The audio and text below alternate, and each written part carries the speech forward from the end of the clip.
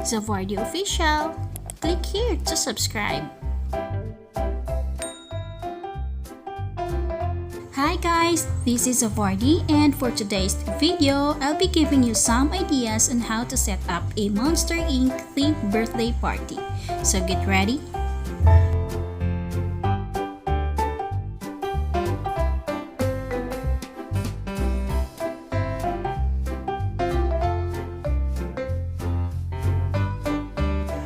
Here we go!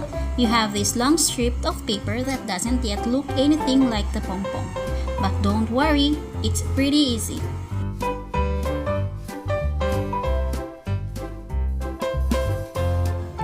Unfold the paper with the edges to the outside. Now, carefully pull the strips of the paper away one by one. This paper is extremely thin and therefore can tear easily. But don't worry, you won't notice when the strips of the paper are joined together.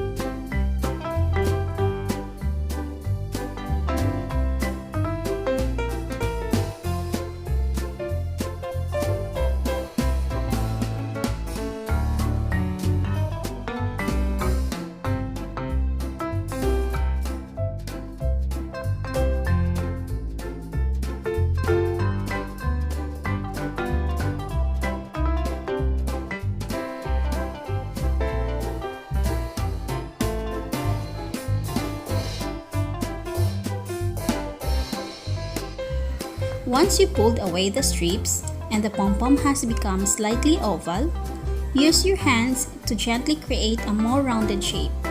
Now, ready to hang the pom-poms above the tables or walls, or anywhere you prefer.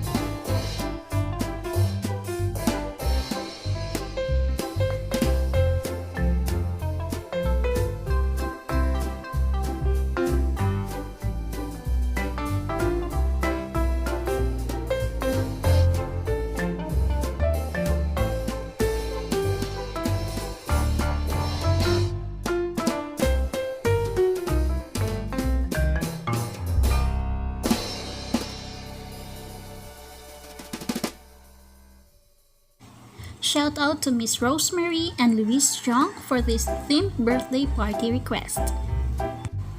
Thank you for watching! Hope you'd enjoy this video. If so, give me a thumbs up and don't forget to subscribe. See you next time!